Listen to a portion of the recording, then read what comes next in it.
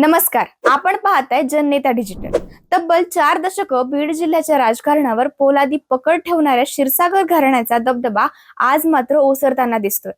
बीड मध्ये श्वास घ्यायचा असेल तर तोही क्षीरसागर यांच्याच परवानगीने, अशी एकेकाळी गमतीने पण अर्थपूर्ण टिप्पणी केली जायची। राजकारणातील वटवृक्ष म्हणून ओळखल्या जाणाऱ्या या घराण्याच्या सावलीत अनेक राजकीय कारकिर्दी उभ्या राहिल्या, तर अनेक काळाच्या ओघात नामशेषही झाल्या। मात्र आज परिस्थिती बदललेली आहे। अंतर्गत मतभेद, पिढ्यानपिढ्यातील संघर्ष आणि बदलत्या राजकीय समीकरणामुळे हे घराणे बीडच्या राजकारणातून हळूहळू बाजूला पडताना दिसतंय।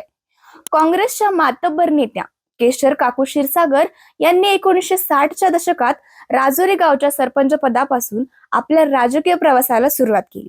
त्या काळात महिलांनी राजकारणात सक्रिय होणे दुर्मिळ असताना केशर काकूंनी विधानसभेपर्यंत मजल मारली। 1972 मध्ये चौसाळा मतदारसंघातून त्या आमदार झाल्या, तर 1980, 1984 आणि 1991 मध्ये बीड लोकसभा मतदारसंघातून खासदार म्हणून निवडून आल्या। त्या 7व्या लोकसभेच्या सदस्या होत्या आणि ऑफिशियल लँग्वेज कमिटीमध्येही त्यांनी काम केलं। इंदिरा गांधी आणि शीला दीक्षित यांच्याशी असलेले त्यांचे निकटचे संबंध तसेच गांधी घराण्याशी जपलेली निष्ठा यामुळे केशर काकूंचे राजकीय पातळीवरही वजन होते। इंदिरा गांधीच्या बीड दौऱ्यात लाखोंच्या सभेत व्यासपीठावर केवळ 3 महिला उपस्थित होत्या। इंदिरा गांधी, काँग्रेसच्या प्रदेशाध्यक्षा आणि केशर काकू क्षीरसागर। बीड सारख्या ग्रामीण भागात पडलेले हे दृश्य त्या काळात अभूतपूर्व मानलं जातं। केशर काकूंनी सहकार क्षेत्राला राजकारणाची ताकद बनवलं। साखर कारखाना, शिक्षण संस्था आणि सहकारी संस्थांच्या माध्यमातून त्यांनी जिल्हाभर कार्यकर्त्यांचे जाळे उभे केले।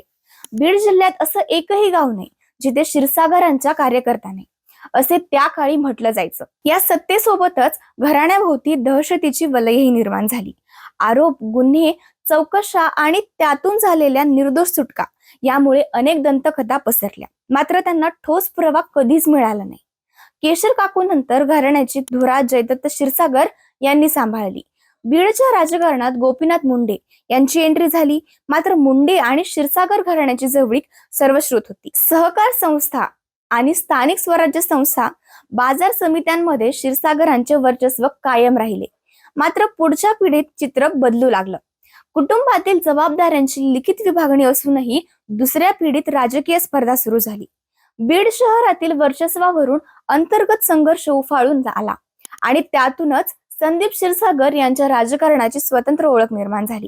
2017च्या बीड नगरपालिकेच्या निवडणुकीत क्षीरसागर घराण्यातील संघर्ष उघडपणे समोर आला।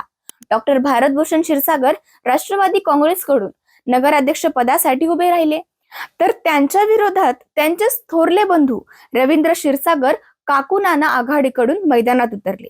भावाभावातील हा संघर्ष राज्यभर चर्चेचा विषय ठरला। नगराध्यक्षपद डॉक्टर भारतभूषणांनी जिंकलं, मात्र उपनगराध्यक्षपद व सभापती पदांवर संदीप क्षीरसागर गटानं वर्चस्व मिळवलं।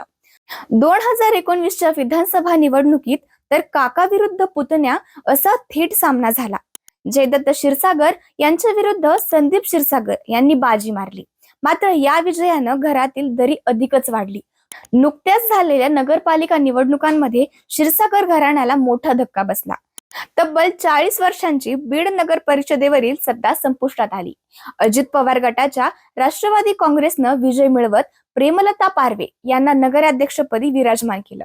या निवडणुकीत योगेश क्षीरसागर तसेच आमदार संदीप क्षीरसागर यांनाही जनतेनं नाकारल्याचं चित्र स्पष्ट झालं। घरातीलच मतभेद विकोपाला गेल्याचा परिणाम संपूर्ण घराण्याच्या राजकीय भवितव्यावर झालाय। केशर काकूंनी उभा केलेला राजकीय वटवृक्ष आता आतून पोखरला गेलाय का, असा प्रश्न उपस्थित होतोय। बीडच्या राजकारणातून क्षीरसागर घराणं खरंच इतिहास जमा होतोय की भविष्यात एखाद्या नव्या समीकरणातून ते पुन्हा उभारी घेणार, हे येणारा काळच ठरवेल।